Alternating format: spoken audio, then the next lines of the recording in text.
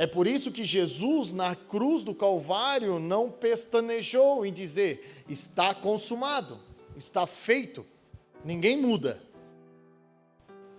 Assim é Deus.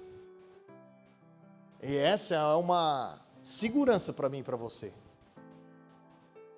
Uma segurança e talvez um momento da nossa vida de nós, por que não pedirmos para o Senhor aumentar a nossa fé? Porque talvez a gente tenha recebido uma promessa, uma profecia, uma palavra do Senhor, que se nós olharmos exteriormente para a nossa vida natural, essa promessa seja até uma utopia. Soe talvez até como uma brincadeira do Senhor. De Senhor, como que eu vou? Senhor, como que eu vou fazer isso que estás dizendo que um dia eu vou fazer? Olha para mim. E é exatamente isso que nos proporciona chegar até lá. Porque nós precisamos apenas crer na promessa. Porque aquele que prometeu é fiel para cumprir. Se ele disse, está dito. Eu e você precisamos nos alinhar para chegar até lá. Eu e você precisamos permanecer na presença daquele que prometeu, para que aquilo que ele prometeu, que ele disse que aconteceria, aconteça na nossa vida. Porque o que ele disse vai acontecer, independente de mim e de você querer chegar ou não. Você lembra do povo que Deus tirou do Egito, do tempo da escravidão? Era um povo que era para todo mundo ter entrado na terra prometida. Todos eram para ter usufruído daquela promessa. Eu vou tirar vocês da terra do Egito e vou levar vocês para uma terra que emana leite e mel, é uma promessa. Mas aí a gente pode conjecturar de porque o pessoal não entrou, Deus errou? Não. O pessoal que creu, o pessoal que teve fé no Senhor entrou. Você conhece a história? Eles enviaram os espias, 10 voltaram olhando o quê? Para si, olhando sua capacidade, olhando a sua força, olhando sua estatura, olhando suas habilidades, e disseram assim: a terra emana leite e mel. Tipo assim, é quase Deus como uma meia-verdade.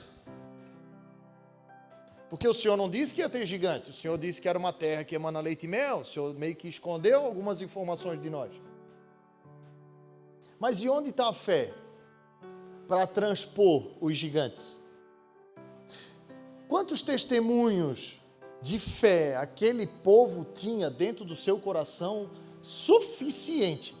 E nós não precisamos ir muito para trás, nós precisamos ficar apenas com os acontecimentos da saída deles do Egito até a chegada da terra, que ali já aconteceram coisas extraordinárias que nunca mais aconteceram.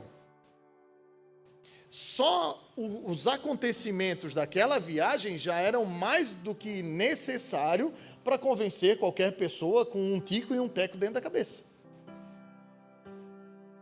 O problema é exatamente a falta de fé.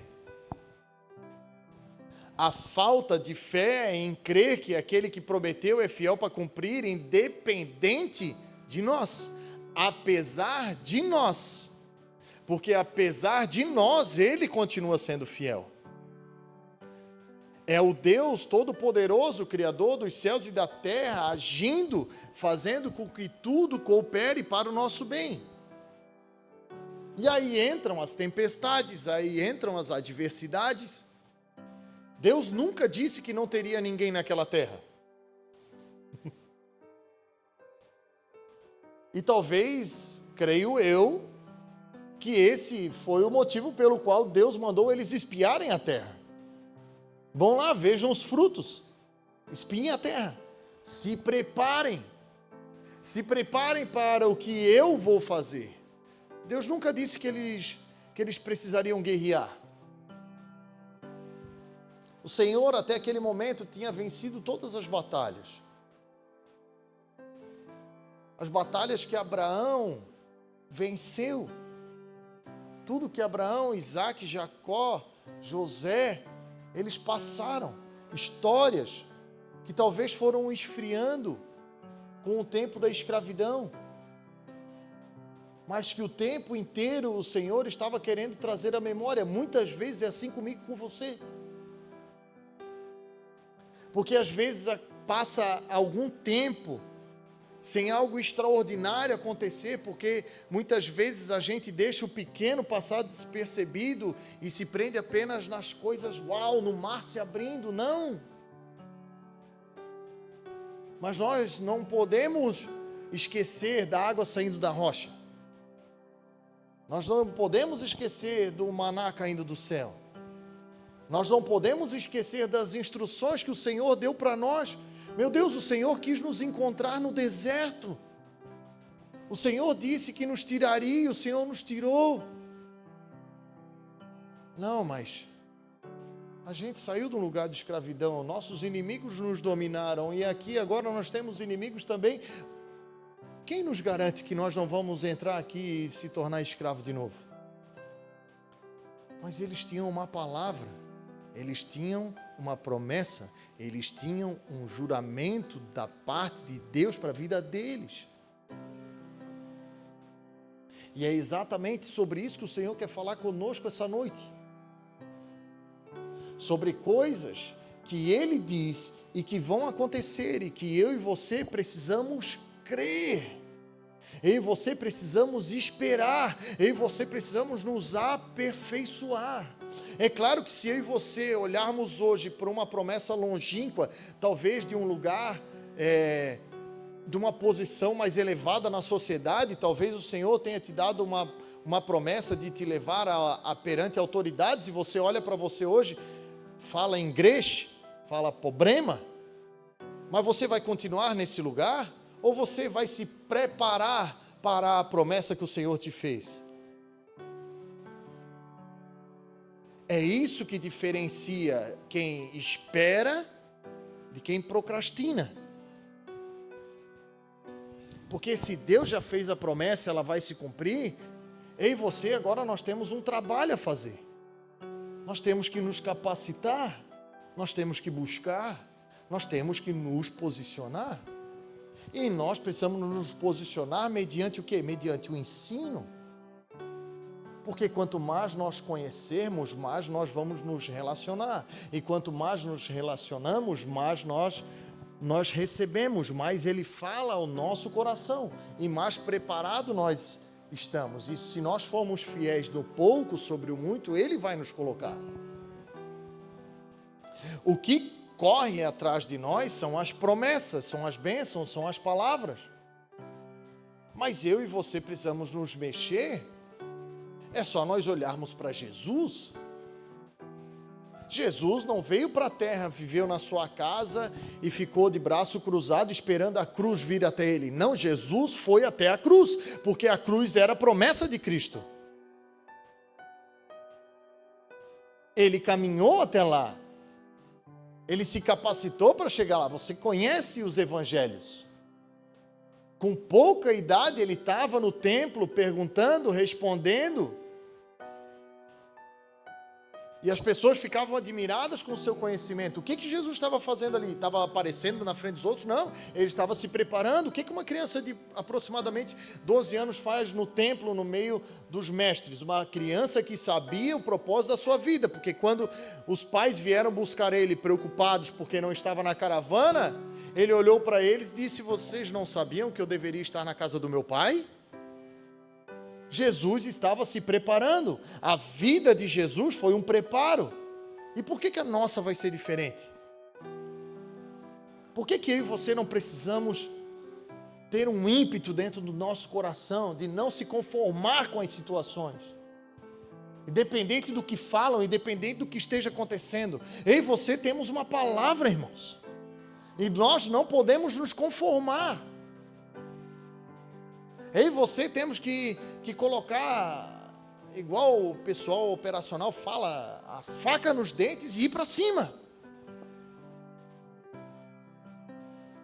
Você imagina Davi recebendo a promessa, Davi sendo ungido e voltando para dentro da casa do seu pai, ficar sentado numa mesa? esperando. Ele diz, não, peraí, daqui a pouco a coroa bate na porta e entra. Não, foi Davi que teve que ir até o trono. Davi se preparou para chegar até lá. E isso não... Eu e você não podemos confundir preparo com merecimento. Não. Não é por meritocracia, não. É por esforço mesmo. Porque Deus não erra. Quem dá uma cambalhada às vezes somos nós. Mas Jesus disse que desde o tempo de João Batista o reino de Deus é tomado à força. E aqueles que se esforçam, aqueles que têm força, se apoderam dele. E aí a gente vem para o reino de Deus, começa a ver as adversidades entrando em evidência na nossa vida.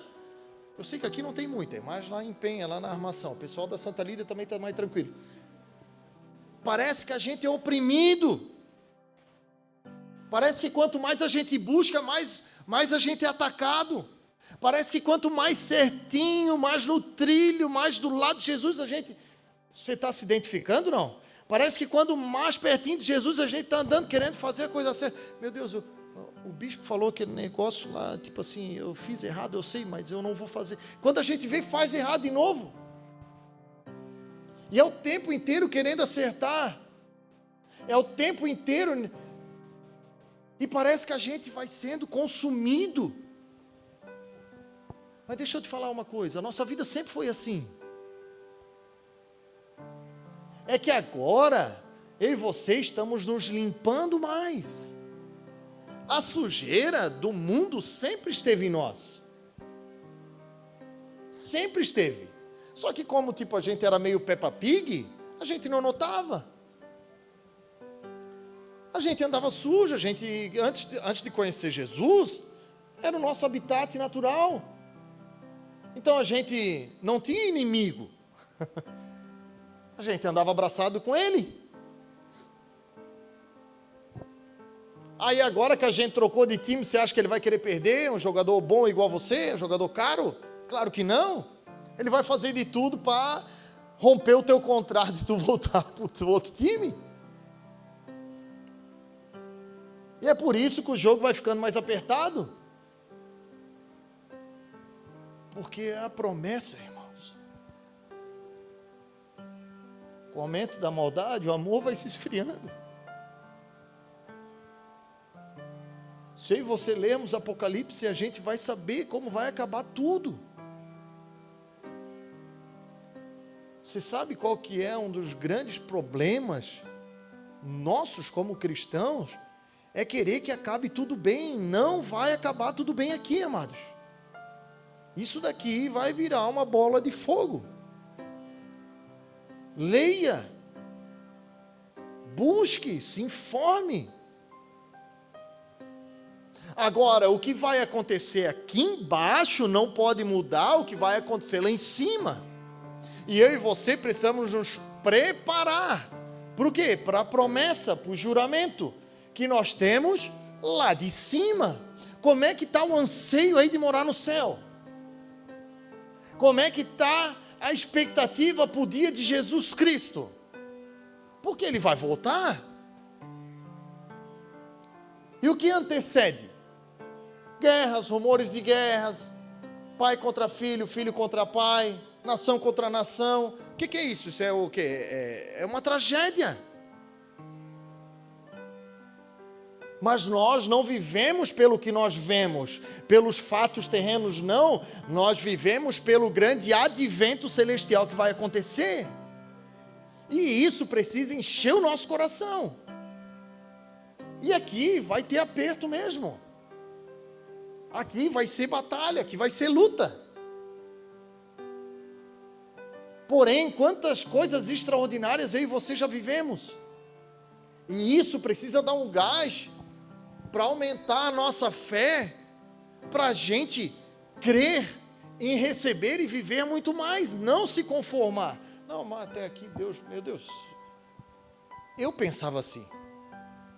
Eu já vivi milagres extraordinários, Deus já fez coisas extraordinárias na minha vida, ao ponto de eu chegar assim com 2 anos de crente e dizer assim, meu Deus, Deus nem precisa fazer mais nada agora, meu Deus, já fez tanta coisa, ó. se não é um espírito medíocre do tempo do pecado? Se não é um espírito de mendigo? Mendigo espiritual. Nós não podemos nos contentar com pouco, nós temos que ser fiéis no pouco. Nós precisamos valorizar o pouco. Deus te deu um negócio, cuida disso com a tua vida. Porque atrás desse negócio pequenininho, que as pessoas podem olhar e dizer assim, meu Deus, ele zela tanto por isso daí, meu Deus, isso ali não é nada, isso ali, se eu quiser eu compro 10 semana que vem, não, mas tu compra, eu ganhei.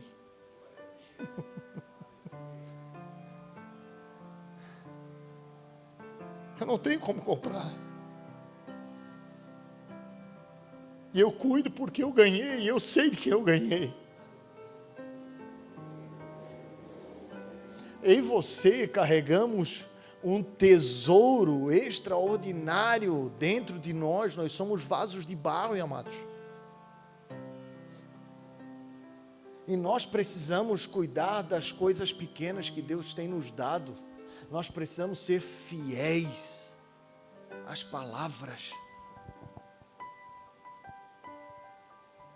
Cuidar da família, cuidar dos filhos. Coisas que não têm preço. E deixar de lado esse pensamento escravocrata do Egito, de que é tudo migalha.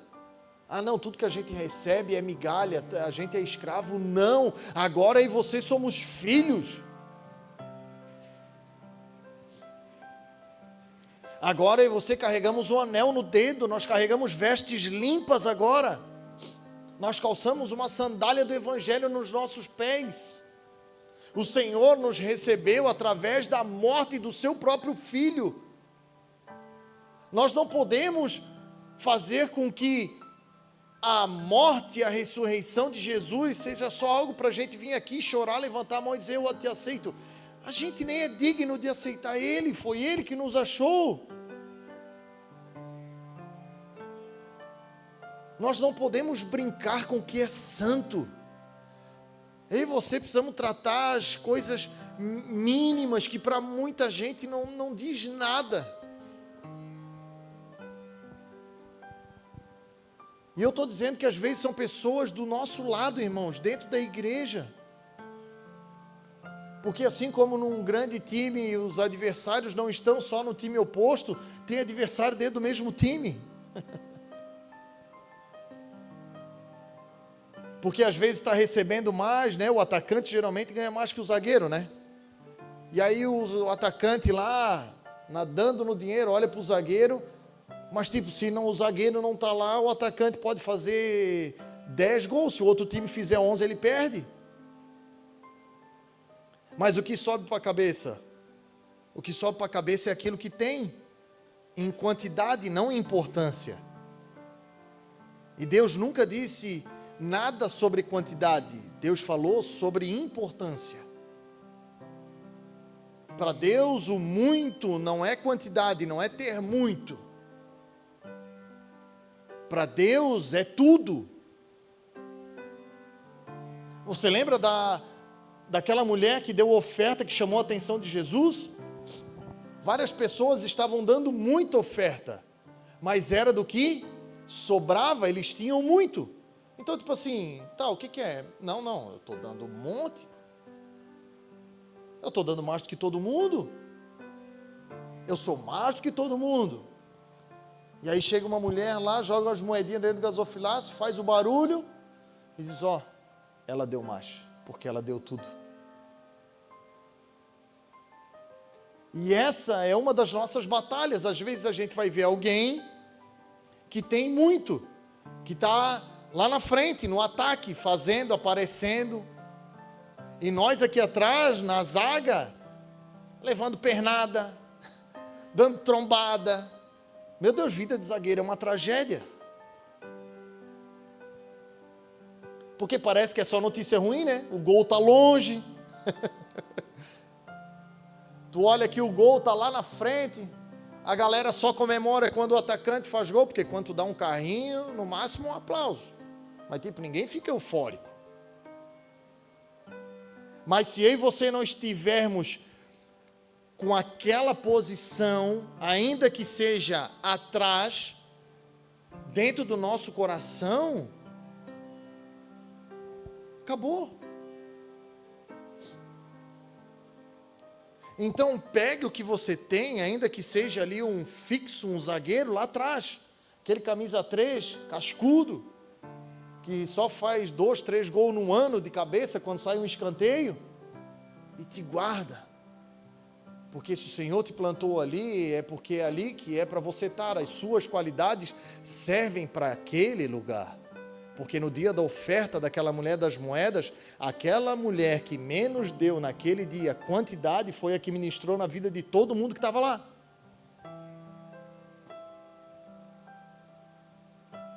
Então, às vezes, nós estamos sendo olhados por estar cuidando desse pouco, e se a gente titubear, nós vamos dar um mau testemunho. E você precisamos agarrar tudo que o Senhor nos dá, todas as promessas, todas, não importa se são as grandes, as extraordinárias, todas. É agradecer pelo dom da vida, mas agradecer também pelo pão de cada dia na nossa mesa. Jesus nos ensinou isso.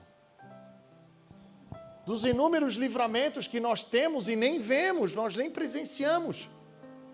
Aquele dia que teu carro custou pegar, o dia que o pneu furou, que tu pensou que era um inimigo, não era. Aquela proposta que aos olhos era o ó da tua vida, era o momento da tua vida, e no último segundo a porta foi lá e fechou, não era o inimigo, era Deus. Porque quem é do Senhor, o inimigo não toca. E tudo coopera para o bem, tudo, é uma totalidade. E é isso que Jesus está nos ensinando no texto. Eu e você, nós temos que fazer uma única coisa, é o que Jesus está ensinando, amados.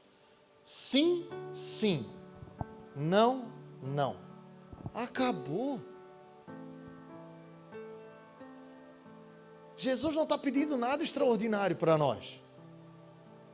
Porque a partir desse passo simples, desse ensinamento simples, que Jesus estava mostrando para aquele povo que ele estava ensinando, que são as coisas simples da vida, que influenciam diretamente nas coisas grandiosas. Não, eu vou jurar, vou fazer um voto, vou dar 2 dias, já começa a passar mal, já começa a suar, e aí não consegue. Não. Eu e você não podemos prometer aquilo que nós não sabemos que vai acontecer, sim ou não. Não podemos. Nós precisamos nos agarrar à promessa, ao juramento dele, porque o juramento dele é fiel. Se você já tem uma palavra, você não precisa de outra. Essa que você tem, essa que você recebeu, esse direcionamento que você recebeu, é o essencial para a sua vida. Ah, pastor, mas Deus não vai falar? Deus vai, claro, Deus vai continuar falando, óbvio que Ele vai continuar falando, mas depois que você cumprir esse. O problema é que a gente às vezes pega uma e, essa daí não é muito legal, deixa aqui, vamos ver outra. Fala comigo, Senhor. Essa é boa. Não, é a Ananinha de Safira, não, essa aqui não é boa, deixa eu ver outra aqui. Não é assim. Não é assim. Não é conforme a gente quer. Porque senão existem alguns versículos da Bíblia que você precisa tirar. Gálatas 2:20-1. Eu estou crucificado com Cristo. E não sou mais eu quem vivo, mas Cristo vive em mim. E a vida agora que eu vivo no corpo, eu vivo pela fé em Cristo Jesus, aquele que se entregou e me amou. Então como que nós podemos dizer sim ou não além do que Deus já falou para nós? Você está entendendo? Se nós dizemos que estamos na presença do Senhor, todas as palavras que saem da nossa boca estão na presença dEle, passam pelo crivo dEle. Ele sabe antes que elas subam ao nosso coração. Dos nossos pensamentos, Ele conhece todas as coisas. Agora, existe uma maneira que eu e você podemos nos comportar, que nós podemos potencializar isso daqui. Porque isso daqui, irmãos, faz parte de uma metanoia. Eu e você só vamos usufruir disso daqui se eu e você mudarmos a nossa mentalidade. Se nós deixarmos a mente do Egito de lado, a mente medíocre, não de menos, mas de mediano, de tratar as promessas do Senhor com uma certa normalidade,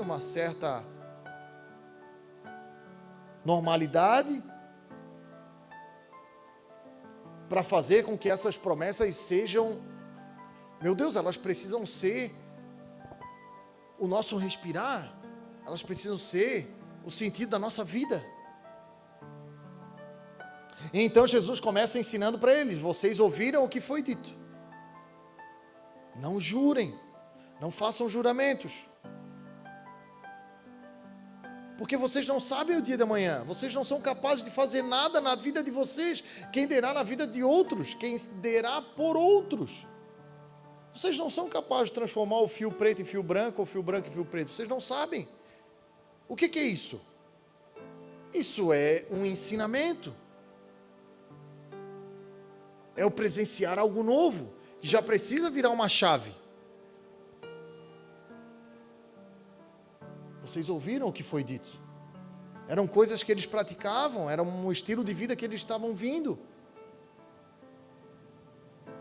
E aí o que acontece? Nós somos arremetidos na origem. E a origem é Deuteronômio capítulo 30, versículo 2, que é a raiz dessa lei. Lá diz que se você jurar, é exatamente o texto, você precisa cumprir o que você prometeu. Mas e como que nós vamos viver nesse lugar? E as intempéries? E os inconvenientes? E os imprevistos? Aí nós não vamos fazer? Não, mas tu precisa cumprir. E geralmente um voto tem data. Geralmente um juramento, ele é completo. Ah, não, eu vou jurar, mas tipo assim, vai ser quando Deus quiser. Não, aí não. Essa é a parte de experimentar. Experimentar o quê? Que o que Jesus está falando é uma verdade. Espera aí, Jesus não está falando nada de si mesmo, ele está citando Deuteronômio, ele está citando a lei de Moisés. Tem base esse negócio aí. Esse negócio aí é poderoso, espera aí, vamos prestar atenção. Ele não está falando dele mesmo. Ele está falando algo que está escrito, a gente sabe que está escrito, tem manuscrito, espera aí. Vamos ver onde é que vai dar isso aí. E aí a gente vai escalonando. A metanoia é um escalonamento. Tu ouve, então tu começa a se relacionar com o ensinamento. Então Jesus dá a base. O que eu estou falando não é de mim, o que eu estou falando é o que o meu pai falou ao servo Moisés. Está aqui, está escrito. Isso é importante, prestem atenção.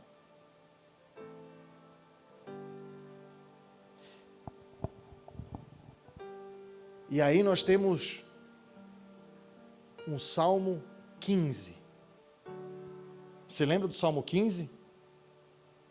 Quem habitará? Quem subirá? Quem? Quem for íntegro. Esse é o que subirá, esse é o que habitará. Aquele que que é íntegro. O que é integralidade? É nós sermos únicos, inteiros. Nós não mudarmos conforme a circunstância, porque integridade e reputação são opostos. Reputação é o que nós somos perante as pessoas, porque nós fizemos o nosso comportamento e nos mostramos conforme nós queremos. Mas integridade não. Integridade é nós não mudarmos, independente do que esteja acontecendo. Integridade é aquilo que nós somos perante Deus, quando ninguém está vendo. É o nosso testemunho pessoal.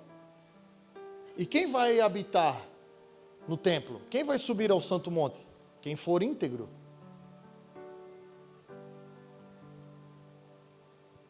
Você sabe quem mais vai subir ao santo monte, quem vai habitar? Aquele que, quando der a sua palavra, ainda que tiver dano, vai cumpri-la. Essa é a parte de comprovar.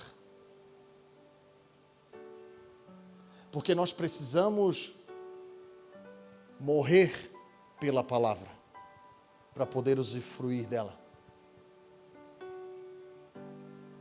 Se nós dizemos que Cristo está em nós, e as nossas palavras são uma verdade, e as pessoas creem nisso, as pessoas que nos conhecem, elas creem. A nossa palavra, ela é verdade, a nossa palavra, ela tem autoridade, não por causa de nós, mas por causa daquele que está em nós. E esse salmo nos reposiciona exatamente nesse lugar. Quem vai habitar?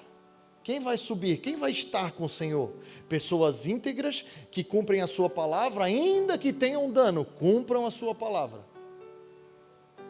Esse é o maior testemunho que você podemos dar perante as pessoas. De prometer algo, e ainda que não saia como planejado, você vai lá e executa o que você falou. Isso te torna íntegro perante o Senhor.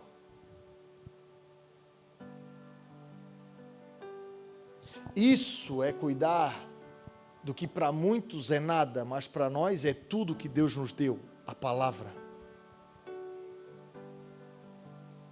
Eu e você temos que fazer da palavra a nossa vida, porque nossos filhos prestam atenção nas nossas palavras. Nossos amigos prestam atenção nas nossas palavras. Para falar das outras pessoas, nem precisam, porque elas estão só esperando a gente tropeçar nessas palavras. Peraí, olha lá. Diz que é crente, mas fala palavrão. Sei que aqui não tem. Nem lá em Penha, graças a Deus. Você acha que não? E o Salmo está falando sobre habitar. Mas o templo do véu foi rasgado. E nós sabemos o que aconteceu. Deus não habita em templos construídos por mão de homens. Eu e você somos templo agora. O ensinamento sobre essa palavra, o que o Senhor está nos falando hoje, é justamente nós entrarmos num lugar de integridade, onde Ele habite dentro do nosso coração, onde o Espírito Santo de Deus tenha prazer de estar conosco, habitando dentro de nós, de nós abrirmos mão da nossa reputação, daquilo que as pessoas vão achar. Mas se eu fizer isso, talvez, meu Deus, como que eles vão olhar para mim? Se eu não ir, meu Deus, eles não vão me ver lá, e como que vai ficar depois? Eu não vou sair na foto. Nós precisamos fazer uma escolha, amados. Assim como Naamã fez. Naamã tinha uma reputação perante seus soldados, mas ele abriu mão da reputação para se tornar um homem íntegro perante Deus. Ele recebeu o milagre e saiu justificado perante Deus. Ele disse: agora eu sei que não há outro Deus a não ser o Deus de Israel, por causa da palavra de um homem que nem se levantou da cadeira. O profeta olhou para ele e disse assim: não, vai lá e mergulha lá. Ele estava esperando o quê? Não, foguete, trombeta, não, tem um negócio extraordinário acontecendo aqui, cara. Eu sou o comandante do exército do inimigo, se eu quiser eu venho aqui, isso aqui acaba tudo. E o cara nem na porta ele não veio. E outra, eu tenho o rio melhor lá na minha cidade. Deixa eu voltar com a minha armadura, todo leproso, todo atravessado. O quê? Reputação. Não vou dar crédito a essa palavra aí. Ele disse que é só para mergulhar. Esse negócio aí? Não. Eu pensei que era coluna de fogo, manto, nébias, língua estranha. Meu Deus, eu pensei que o céu ia descer aqui agora. E o cara diz para eu tomar banho? Eu não estou sujo, eu estou leproso. E o que era lepra?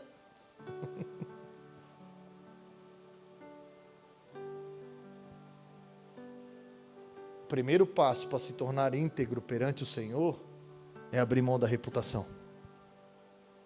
Tirar a armadura. Mas com a convicção do poder da palavra que foi lhe dada. Sabe quem deu a palavra para ele?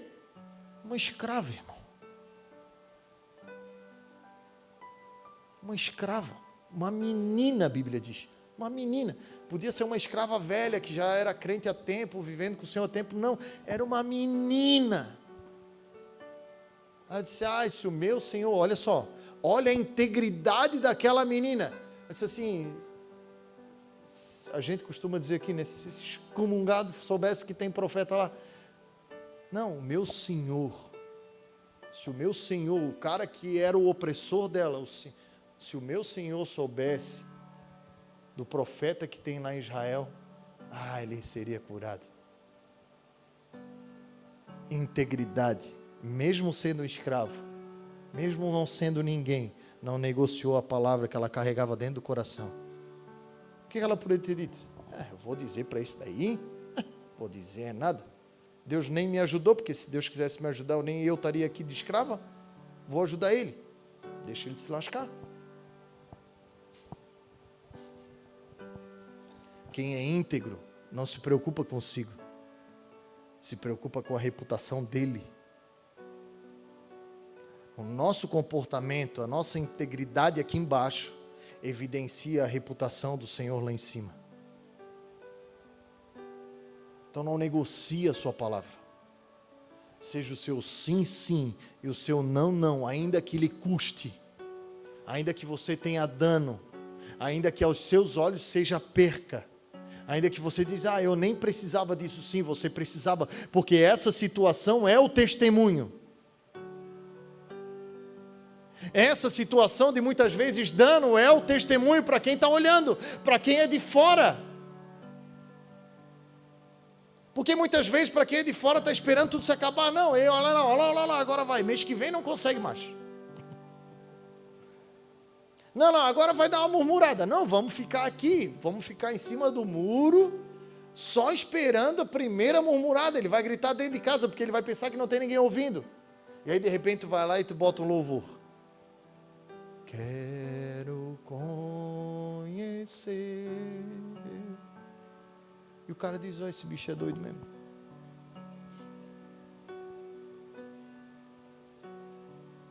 Integridade é isso. É parecer louco para o mundo, mas justificado perante o Senhor. Se você crê nessa palavra, se coloque de pé, por favor.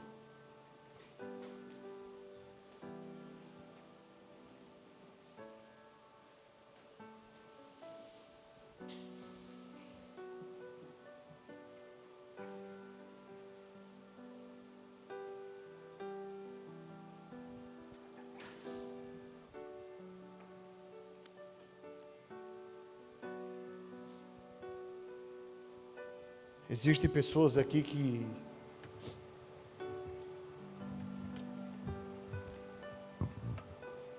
tinham pensado em parar.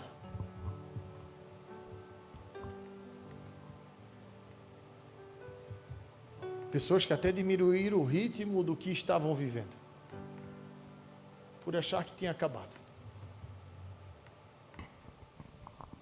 por achar que tinha passado, por achar que tinha errado e o Senhor tinha te reprovado.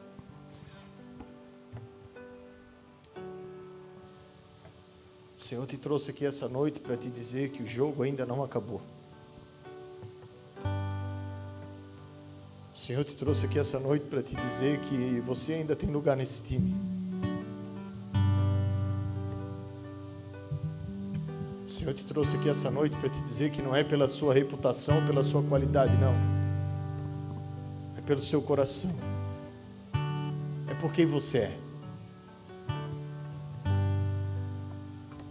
Mas talvez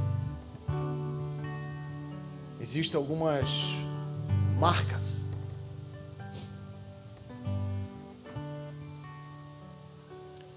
Talvez existam manchas na sua pele. O Senhor te ama tanto.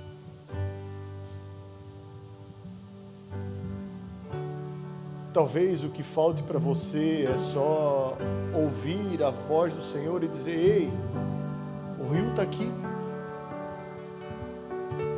Só mergulha.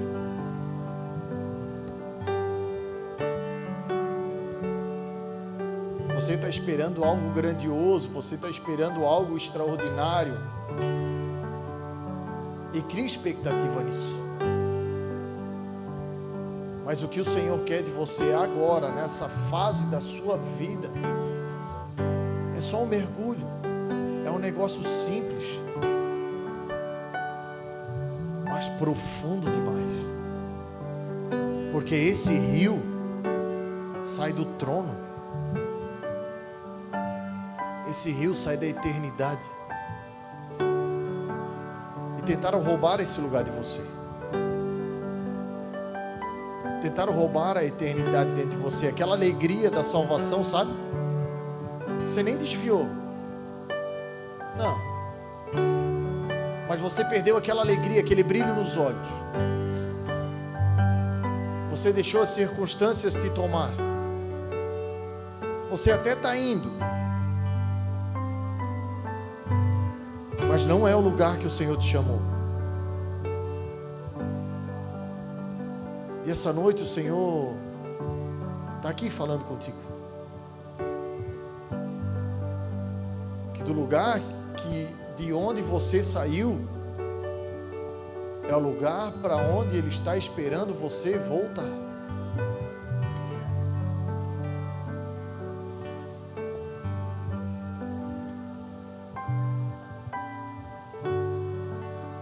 Você sempre foi filha. Você nunca deixou de ser. Você sempre foi filho. Ele sempre te amou. Você sempre teve o lugar.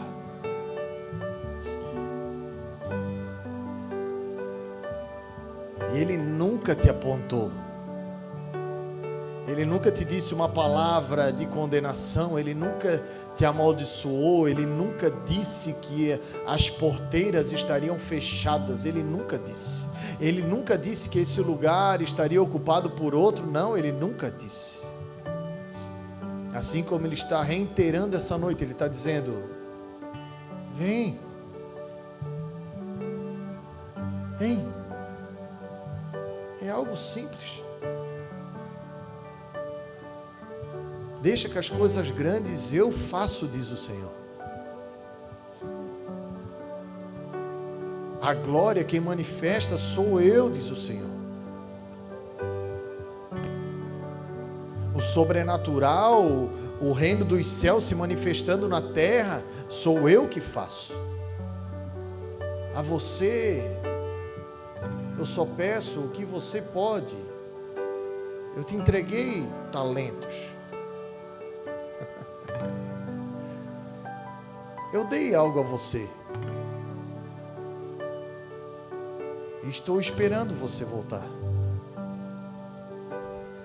Estou esperando você retornar para o lugar que você nunca deveria ter saído. Porque eu te amo. E eu estou aqui essa noite para te receber de braços abertos. De braços abertos. Assim como você sempre sonhou. Como você sempre imaginou. De braços abertos.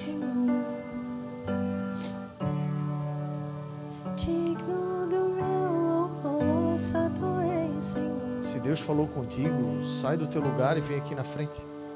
Nós queremos orar.